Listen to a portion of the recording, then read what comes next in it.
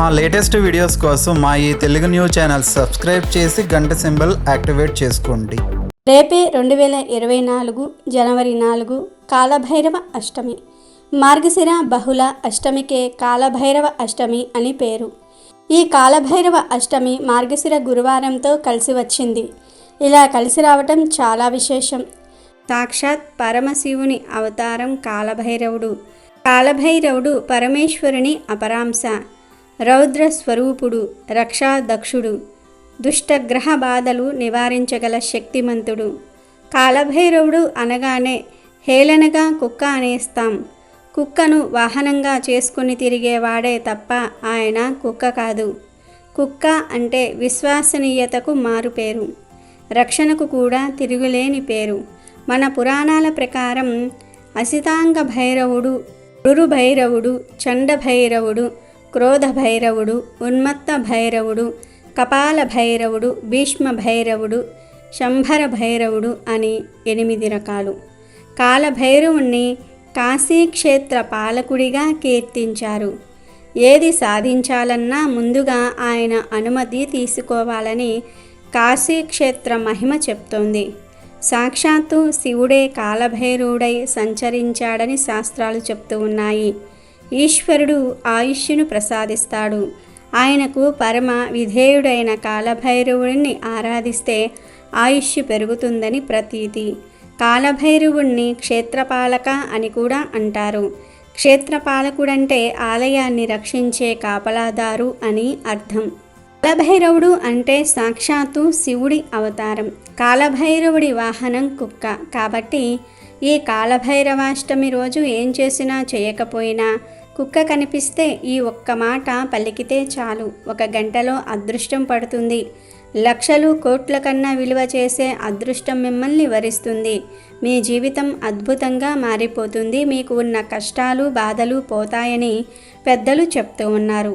మరి కాలభైరవాష్టమి రోజు కుక్క కనిపిస్తే ఏం చేయాలి అనే విషయాన్ని ఇప్పుడు మనం ఈ వీడియోలో వివరంగా తెలుసుకుందాం. కాలభైరవ అష్టమి రోజున శివుని రుద్రావతారమైన కాలభైరవుణ్ణి పూజిస్తారు. ఈ రోజున కాలభైరవ స్వామిని పూజించటం వల్ల జీవితంలో సుఖశాంతులు కలుగుతాయని విశ్వాసం. అంతేకాదు ఈ రోజున భైరవుణ్ణి పూజించటం వల్ల భయం నుండి విముక్తి లభిస్తుంది. ఈరోజు ఉపవాసం ఉండటం వల్ల భక్తుల కోరికలు నెరవేరుతాయి. భైరవుణ్ణి ఆరాధించటం వల్ల శత్రువులు తొలగిపోతారు. దయకారకుడైన పరమశివుడి వల్ల ఆవిర్భవించి సృష్టికర్త అయిన బ్రహ్మదేవుడి 5వ శిరస్సును ఖండించి కాశీక్షేత్రంలో క్షేత్రపాలకుడిగా కొలువుతీరిన దేవుడు కాలభైరవుడు. కాలభైరవుడు శివుడి నుంచి ఉద్భవించింది మార్గశిర శుద్ధ అష్టమి రోజే. అందుకే ఈరోజు కాలభైరవ జయంతిని జరుపుకుంటారు. ఈరోజు అత్యంత పవిత్రమైనదిగా పరిగణించబడుతుంది.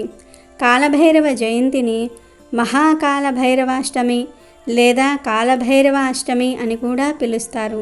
ఈ రోజున భారతదేశమంతటా కాలభైరవ స్వామి దేవాలయాలలో ప్రత్యేక అభిషేకాలు, పూజాహారతులు, హోమాలు, అర్చనలు జరుగుతాయి. ఈరోజు భక్తులు ఇంటి వద్ద నారికేల దీప పూజలు, కాలచక్ర పూజలు, గురు మంత్రాలతో కాలభైరవ దశమహావిద్యా ప్రత్యేక మంత్రాలను జపిస్తూ పూజలు చేస్తూ ఉంటారు. ఈ రోజున కాలభైరవుణ్ణి ఆరాధించటం వలన మంచి ఆరోగ్యాన్ని, ఆయుష్, విజయాన్ని పొందవచ్చు. ప్రాచీన కాలం నుంచి చాలా శైవ క్షేత్రాలలో కనిపించే విగ్రహం కాలభైరవ విగ్రహం. ముఖ్యంగా కాశీనగరంలోనే కాకుండా చాలా దేవాలయాలలో ఈయన క్షేత్రపాలకునిగా ఉంటాడు. ఈ రోజున దేవాలయాల్లో కాలభైరవునికి కర్పూర తైల చూర్ణంతో అభిషేకం చేయించాలి. గారెలతో మాల వేసి కొబ్బరి బెల్లం నైవేద్యంగా సమర్పిస్తే జాతకంలో ఉన్న సమస్త గ్రహదోషాలు తొలగి ఈశ్వరుని అనుగ్రహం లభించి ఆయుష్ పెరుగుతుంది. అలాగే పాలను అభిషేకానికి సమర్పించుకున్న శని దోషాలు ఉండవు. శ్రీ కాలభైరవాష్టమి రోజున ఆలయంలో భైరవ దర్శనం చేసి భైరవునికి పెరుగన్నం, తీపి పదార్థాలను నైవేద్యంగా సమర్పించటం ద్వారా అపమృత్యు దోషాలు తొలగిపోతాయని ఆధ్యాత్మిక పండితులు చెప్తూ ఉన్నారు. ఇక ఈ కాలభైరవాష్టమి రోజు కాలభైరవుడి వాహనమైనటువంటి కుక్క మీకు ఏ సమయంలో అయినా సరే తారసపడితే ఆ కుక్కకు మినుములతో చేసిన పదార్థాలను ఆహారంగా వేస్తే చాలా మంచిది. అంటే గారెలు కానీ, అట్లు, ఇడ్లీ ఇలా మినుములతో చేసే ఏ పదార్థాలైనా సరే ఆహారంగా వేయవచ్చు. మినుములతో చేసిన పదార్థాలు లేకపోతే చపాతీలు వేయవచ్చు. అవి కూడా లేకపోతే మీ ఇంట్లో వండుకున్న ఆహారాన్ని అనగా అన్నాన్ని పెట్టవచ్చు. వీధి కుక్కలు కనిపిస్తే వాటికి ఇలా ఆహారం పెట్టండి. పెంచుకునే కుక్కలకు ఆహారం పెట్టినా ఫలితం ఉండదు. ఇలా వీధి కుక్కలు కనిపిస్తే ఏదో ఒక ఆహారం పెట్టండి. తర్వాత ఆ కుక్కలు ఆహారం తినే సమయంలో ఓం కాలభైరవాయ నమః అనే మంత్రాన్ని ఎన్నిసార్లు వీలైతే అన్నిసార్లు పఠించండి. కాలభైరవుడి వాహనం కుక్క కనుక ఆ కుక్కకు ఈరోజు ఆహారం పెట్టి ఆ స్వామిని స్మరించటం వలన గంటలు, లక్షలు, కోట్లు పెట్టినా రాని అదృష్టం వస్తుంది. కష్టాలన్నీ పోతాయి. లక్షలు కాదు, కోట్లు వస్తాయి. ఇక మీ జీవితం అద్భుతంగా మారిపోతుంది. కాబట్టి కాలభైరవాష్టమి రోజు కుక్క కనిపిస్తే అందరూ ఈ విధంగా చేసి శుభ ఫలితాలు పొందండి. కుక్క కాలభైరవ స్వరూపం. కాలభైరవుడు తనకు ఇచ్చిన దివ్య శక్తులతో కుక్క కాలంలోనికి తొంగి చూసి భవిష్యత్తులో జరగబోయే సంఘటనలను ముందే తెలుసుకోగలదు. కుక్కలకు అతీంద్రియ శక్తులు ఉంటాయి. మన ప్రకృతిలో సంభవించే పెను ప్రమాదాలను కుక్క ముందుగా కనిపెడుతుంది. జంతువుల్లో అన్నిటికంటే ఎక్కువ విశ్వాసం గల జంతువులు శునకాలు. ఆది మానవుడి కాలం నుండి కుక్కలను మానవులు పంచిక చేసుకున్నారు. అప్పుడు వేటలో తమ పెంపుడు కుక్కలను ఉపయోగించుకునేవారు.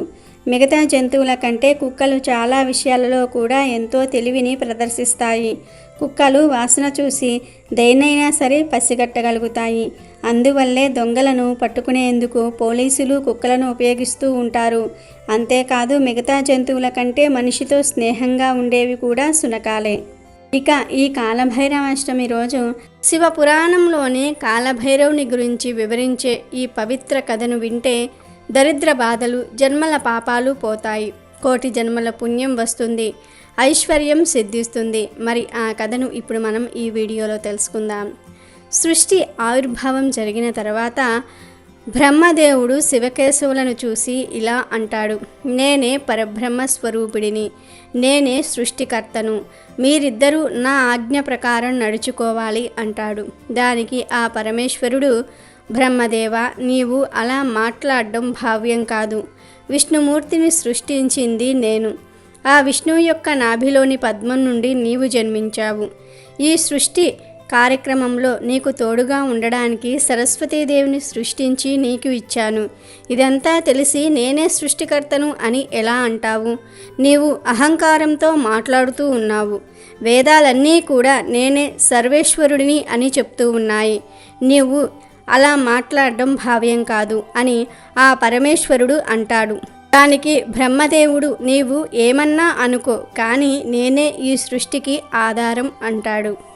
ఇక శివుడు వేదాలను పిలిచి, ఓ వేదములారా, త్రిమూర్తులలో మీరు ఎవరిని పరబ్రహ్మగా స్తుతిస్తున్నారో తెలపండి అని వేదాలను అడుగుతాడు పరమేశ్వరుడు. దానికి ఋగ్వేదం ఇలా అంటుంది: సర్వ జగత్తుకు ఆధారమైన వాడు పరమేశ్వరుడు. పరబ్రహ్మ ఆ మహాశివుడే తప్ప మరెవ్వరూ కాదు అంటుంది. ఆ తర్వాత యజుర్వేదం ఇలా అంటుంది: యజ్ఞ యాగాదులు, ధాన్యము, యోగము అన్నీ కూడా ఈశ్వరుడే అని చెప్తుంది. ఆ తర్వాత సామవేదం ఇలా అంటుంది: అన్ని కర్మలకు ప్రేరకుడు శివుడు. మనం చేసే కర్మల ఫలాలను మనకిచ్చేది శివుడు. శివుడు కానిది ఏది ఈ చతుర్దశ భువనాలలో లేదు అంటుంది. తర్వాత అధర్వణ వేదం ఇలా అంటుంది: దేవతలకు, మానవులకు కూడా శాంతి సౌఖ్యాలు ప్రసాదించేవాడు శివుడు. అన్ని దుఃఖాలను పోగొట్టేవాడు శివుడు. తరింపచేసేవాడు ఆ శివుడు. ఈ సృష్టిలో అన్ని పనులు శివుని సంకల్పానుసారమే జరుగుతూ ఉన్నాయి. శివాజ్ఞ లేనిదే చీమైనా కుట్టదు. శివనామం, శివస్వరూపం మంగళప్రదమైనవి. మంగళ రూపిణి అయిన పార్వతీదేవికి అర్ధ శరీరాన్ని ఇచ్చినవాడు శివుడు. అటువంటి మహాశివుణ్ణి పూజించటం శుభప్రదం అని అంటుంది. ఆ విధంగా వేదాలన్నీ కూడా చెప్పేది ఏమిటి అంటే ఆ 4 వేదములు ముక్త కంఠంతో ఇలా చెప్తాయి: ఓంకార రూపం శివుడు. 4 వేదములకు మూల పురుషుడు శివుడు. ఈ జగత్తంతా కూడా ఆయన సంకల్పానుసారమే పుట్టి పెరుగుతుంది. శివనామమే శివనాధారం, ముక్తికి మార్గం. చతుర్వద పురుషార్థ ప్రదాత ఈశ్వరుడే తప్ప మరెవ్వరూ కాదు అని చెప్పాయి. వేదాలు ఇంతగా చెప్పినా బ్రహ్మ వినలేదు. నేనే పరబ్రహ్మను, సృష్టికర్తను అని మొండిగా చెప్పాడు. దానితో ఆ మహాశివుడికి కోపం వచ్చింది. శివుడు రౌద్రమూర్తి అయి ఒక్కసారిగా హూంకరించాడు. ఆ హూంకారం నుండి భయంకరమైన రూపం కలిగిన ఒక పెద్ద శరీరం పుట్టి శివుని ఎదుట నిలుచుంది. అది ఆకాశమంత ఎత్తు ఉంది. 4 చేతులు ఉన్నాయి, 3 కన్నులు ఉన్నాయి. చేతుల యందు శూలము, గద, డమురకం, పుర్రె ధరించి ఉన్నాడు. పాముని జంధ్యముగా ధరించి ఉన్నాడు. అతను డమురకం మ్రోగించాడు. ఆ శబ్దానికి భూమి, ఆకాశం, అష్టదిక్కులు దద్దరిల్లాయి. ఆ శబ్దానికి అతను చిందులు తొక్కాడు. దానితో భూమి కంపించింది. అతని శరీరం పచ్చ కర్పూరంలాగా వెలుగుతుంది. ఆ భయంకర పెద్ద ఆకారం మహాశివుడికి నమస్కరించి, స్వామి, ఏమి ఆజ్ఞ అన్నాడు. అప్పుడు ఆ మహాశివుడు అతనితో, బ్రహ్మదేవుడు తమోగుణ ప్రభావం వలన వేదాలను ధిక్కరిస్తున్నాడు, అతని క్షమించు అంటాడు. ఆ భయంకర ఆకారం కలిగిన వాడు తన చిటికిన వేలి గోటితో బ్రహ్మదేవుని శిరస్సు ఒకటి తుంచివేశాడు. ఆ శిరస్సు వెళ్ళి తూర్పు దిక్కుగా పడింది. అదే బ్రహ్మ కపాలం. దానితో బ్రహ్మదేవుడికి తమోగుణం ప్రభావం తొలగి గర్వం అణిగిపోయింది. శివుని హుంకారం నుండి పుట్టాడు కాబట్టి ఆ ఆకారం ఎంతో భయంకరంగా ఉంది. ఆ ఆకారానికి ఆ మహాశివుడు కాలభైరవుడు అని పేరు పెట్టాడు. అప్పుడు ఆ మహాశివుడు కాలభైరవుని చూసి, కుమార, బ్రహ్మ శిరస్సు ఖండించావు కాబట్టి నీకు బ్రహ్మహత్యా దోషం అంటింది. ఈ కపాలం నీ వెంటే ఉంటుంది. నీవు కపాలిక వ్రతం అవలంబించి క్షేత్రాలన్నీ కూడా దర్శిస్తూ చివరికి కాశీపట్టణం చేరు.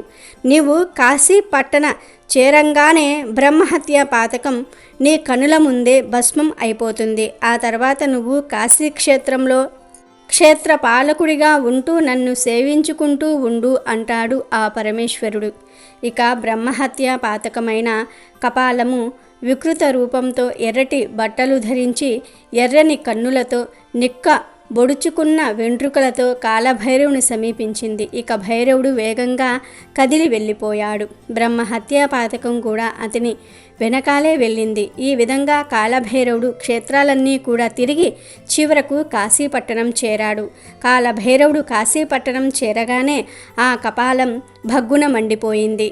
ఇక కాలభైరవుడు గంగా స్నానం చేయగానే అతని శరీరం ధవల కాంతులతో మిలమిల మెరిసిపోతూ ఉంది. ఆ తర్వాత కాలభైరవుడు శివుని ఆజ్ఞ ప్రకారం కాశీ క్షేత్రానికి క్షేత్రపాలకుడిగా ఉంటూ భక్తులచే పూజలు అందుకుంటూ ఉన్నాడు. కాబట్టి కాలభైరవుని జన్మ రహస్యం గురించి శివపురాణంలో వివరించిన ఈ కథను కాలభైరవ అష్టమి రోజు చదివినా, విన్నా, చెప్పినా జన్మల పాపాలు పోయి 1,000,000 జన్మల పుణ్యం వస్తుంది.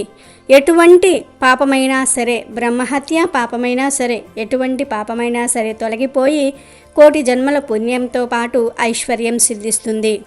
ఈరోజే మార్గశిర గురువారం కూడా వచ్చింది. ఇలా కలిసి రావటం చాలా అరుదు. మార్గశిర నెలలో లక్ష్మీ పూజ చేసుకొని మార్గశిర లక్ష్మీవార వ్రతమును ఆచరించుట వల్ల రుణ సమస్యలు తొలగి శ్రేయస్సు, సంపద మరియు ఆరోగ్యము కలుగునని విశ్వాసం.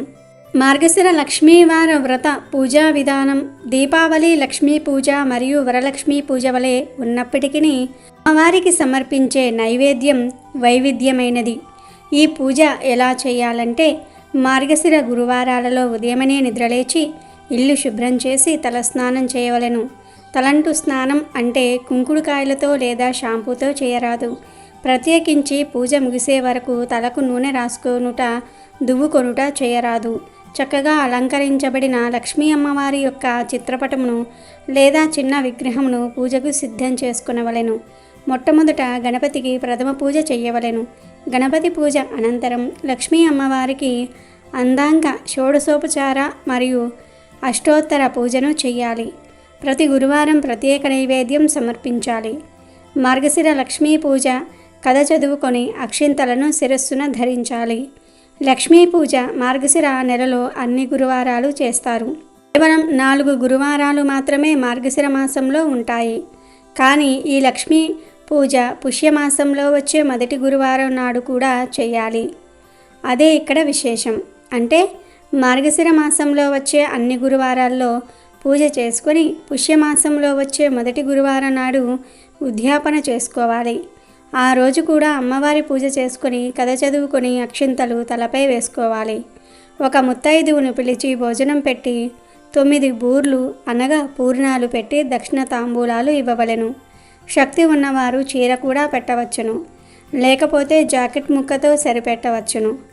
మార్గశిర లక్ష్మీవార వ్రతం సమయంలో అమ్మవారికి ఏ నైవేద్యములు పెట్టాలి అనే విషయానికి వస్తే 1వ గురువారము పులగం పెట్టాలి, 2వ గురువారం అట్లు పెట్టాలి, 3వ గురువారం అప్పాలు లేదా పరమాన్నము పెట్టాలి, 4వ గురువారము చిత్రాన్నము లేదా గారెలు పెట్టాలి, 5వ గురువారము పూర్ణం బూరెలు పెట్టాలి. ఇక చివరిగా మార్గశిర లక్ష్మీవార వ్రత కథను విందాం. ఈ కథ వింటే చాలు కోటి జన్మల పుణ్యం వస్తుంది. ఒకనాడు నారదుడు పరాశరుడు త్రిలోకాలు సంచరిస్తూ సేద తీరడానికి భూలోకంలో ఒక గ్రామానికి చేరుకున్నారు. ఆ సమయంలో ఆ గ్రామంలో 4 వర్ణాల వారు ఇళ్లను గోమయం అంటే ఆవు పేడతో అలికి ముగ్గులు వేశారు. స్త్రీలందరూ తలంటు స్నానం చేసి కొత్త బట్టలు ధరించారు. లక్ష్మీ పూజ చేయడానికి 4 వర్ణాల వారు కలిసి ఒక చోట చేరి లక్ష్మీదేవి ప్రీతి కొరకు గానం చేస్తూ ఉండగా వారి భక్తికి ఆశ్చర్యం చెందిన నారదుడు పరాశర మహర్షితో, మహర్షి, ప్రజలంతా కలిసి ఇంత ఆనందంగా చేసుకుంటున్న ఈ పూజ ఏమిటి? నాకు ఈ పూజ గురించి తెలుసుకోవాలని కుతూహలంగా ఉంది. ఈ పూజ గురించి వివరంగా తెలియపరచండి అన్నారు. అప్పుడు పరాశర మహర్షి, గురువారం చేసే ఈ పూజను లక్ష్మీ పూజ అంటారు. సంవత్సరానికి ఒక్కసారి వచ్చే మార్గశిర మాసం ఈ పూజ చేయడానికి శ్రేష్టమైనది, లక్ష్మీదేవికి చాలా ప్రీతికరమైనది అని నారదుడికి తెలిపారు. దానికి నారదుడు, మహనీయ, ఈ పూజను ఇంతకు ముందు ఎవరైనా చేశారా? చేస్తే ఎవరు చేశారో వారికి ఏ ఫలం కలిగిందో తెలియజేయండి అనగా పరాశరుడు కథ చెప్పటం మొదలుపెట్టాడు. ఒకనాడు ఒక లక్ష్మీవారం విష్ణు పాదాలను సేవిస్తూ శ్రీ మహాలక్ష్మీదేవి స్వామితో, స్వామి, ఈరోజు మార్గశిర లక్ష్మీవారం, ప్రజలు నా వ్రతం చేసే రోజు. మీరు అనుమతిస్తే నేను భూలోకానికి వెళ్ళి నా వ్రతం చేసేవారిని అనుగ్రహిస్తాను అని పలికింది. విష్ణుమూర్తి సరే అనగా సర్వాలంకృత భూషితై భూలోకానికి పయనమైంది లక్ష్మీదేవి. ఒక ముసలి బ్రాహ్మణ స్త్రీ రూపంలో విష్ణుమూర్తి ఒక ఇంట్లోకి ప్రవేశించాడు.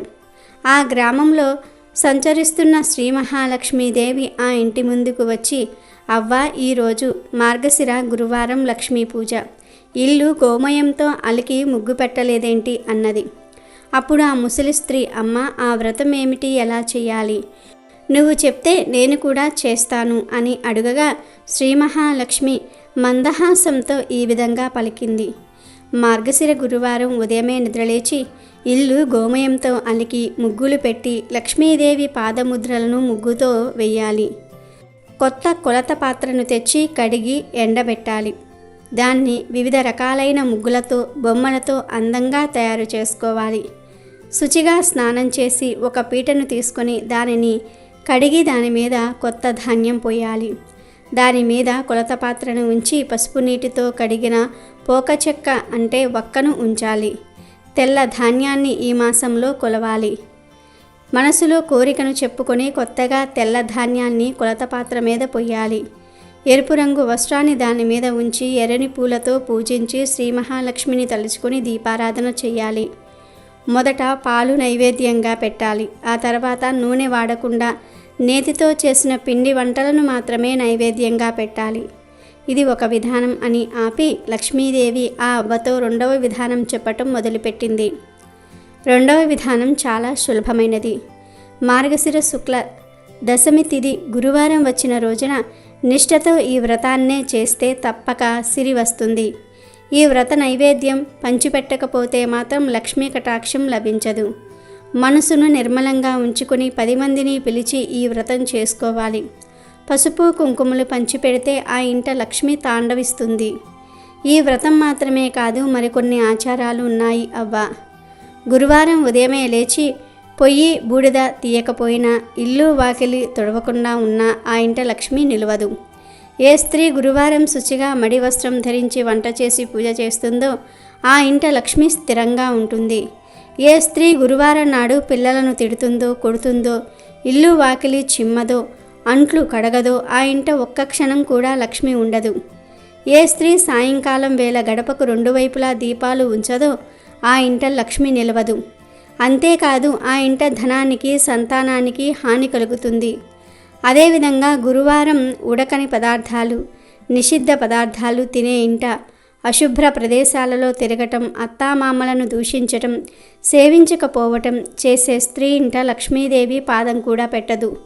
భోజనము ముందు తరువాత కాళ్ళు చేతులు ముఖము కడగని వారి ఇంట లక్ష్మి కనిపించదు. ఇతరులతో మాట్లాడుతూ ప్రతి మాటకు ఏ స్త్రీ అకారణంగా అసందర్భంగా గట్టిగా నవ్వుతుందో ఆ ఇంట లక్ష్మి ఉండదు. ఏ స్త్రీ అందరి చేత అభిమానింపబడుతుందో, గౌరవింపబడుతుందో అక్కడ లక్ష్మి ఉంటుంది. ఏ స్త్రీ గురువారం దాన ధర్మాలు పూజలు చెయ్యదో, భర్తతో గొడవ పడుతుందో ఆ స్త్రీ పాపాత్మురాలిగా జీవిస్తుంది. గురువారం, అమావాస్య, సంక్రాంతి అంటే ప్రతి నెల సంక్రమణం జరుగుతుంది. దీనినే సంక్రాంతి అంటారు. ఈ తిథులలో నిషిద్ధ పదార్థాలను తినే స్త్రీ యమపురి నరకానికి పోతుంది. జ్ఞానంతో ఏ స్త్రీ ఇప్పుడు మనం చెప్పుకున్న 3 తిథులలో నిషిద్ధ పదార్థాలను తినకుండా నక్తం ఉంటుందో, లక్ష్మిని పూజిస్తుందో ఆ స్త్రీ ఇల్లు ధన ధాన్య పుత్ర పౌత్రాదులతో వర్ధిల్లుతుంది. ప్రతి స్త్రీ తాను నిత్యం ఆచరించే పనుల ఆధారంగానే చేసే లక్ష్మీ పూజ అనుగ్రహంతోనే ఆ ఇల్లు లక్ష్మీ అనుగ్రహంతో నిండి ఉంటుంది. ప్రతిరోజు ఉదయమే నిద్రలేచి ముఖం కడుక్కోవాలి. అలా చేయని స్త్రీ ముఖం చూస్తేనే మహాపాతకాలు కలుగుతాయి. భుజించే సమయంలో పడమర దిక్కున, దక్షిణ దిక్కులకు కూర్చొని అంటే ముఖం పెట్టి భోజనం చేయకూడదు. అలాగే నిత్యం దీపారాధన చేయకుండా ఇంట్లో భోజనం చేయటం తగదు. చీకటి పడిన తరువాత తలకు నూనె రాయకూడదు. కట్టి విప్పిన బట్టలు, మురికిగా ఉన్న బట్టలను ఎక్కడ పడితే అక్కడ పడవేయడమే పెద్ద దరిద్రం. పూజలు చేయనటువంటి స్త్రీలు ఉన్న ఇల్లు శ్మశానాలతో సమానం. అందువల్ల అక్కడికి లక్ష్మీదేవి రాదు. నిత్య దరిద్రం ఆ ఇంట తాండవిస్తుంది అని లక్ష్మీదేవి ఆ ముసలి బ్రాహ్మణ స్త్రీకి వివరించి ఆ గ్రామంలో ప్రతి ఇంటిని చూసి రావడానికి బయలుదేరింది. ఆ సమయానికి ఆ గ్రామంలో ఉన్న స్త్రీలంతా నిద్రలోనే ఉండటం చూసి లక్ష్మీదేవి అసహించుకుంది. ఆ ఊరి చివరకు వెళ్ళింది. అక్కడ ఒక పేద స్త్రీ ఉంది. ఆమె ప్రతిరోజు ఇల్లును గోమయంతో అలికి ముగ్గులు పెట్టేది. బియ్యపు పిండితో ముగ్గేసి లక్ష్మీదేవి పాదముద్రలను వేసి లక్ష్మీదేవి విగ్రహం దగ్గర నిత్యం దీపం పెట్టి ధూపం వేసి నైవేద్యాలు పెట్టి పద్మాసనంలో కూర్చొని నిత్యం లక్ష్మీదేవినే ఆరాధించేది. ఆమె భక్తికి మెచ్చిన శ్రీ మహాలక్ష్మి ఆమె ఇంట పాదాలు మోపింది.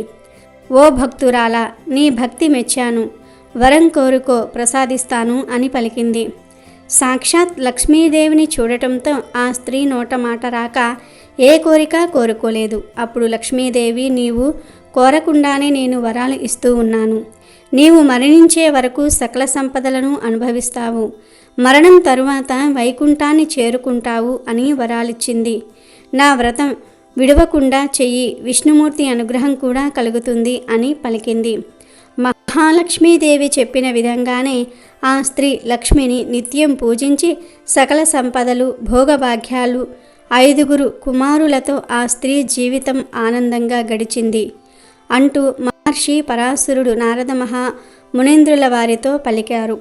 శ్రీ మహాలక్ష్మిచే స్వయంగా చెప్పబడిన ఈ వ్రతం చాలా విశిష్టమైనది. ఈ కథను నిత్యం చదవటం వలన శుభాలు కలుగుతాయి. అమెజాన్లో బెస్ట్ డిస్కౌంట్స్ కోసం వీడియో డిస్క్రిప్షన్లో లింకు ఉంది, చూడండి. అలాగే మా టెలిగ్రామ్ ఛానల్ సబ్స్క్రైబ్ చేసుకోండి.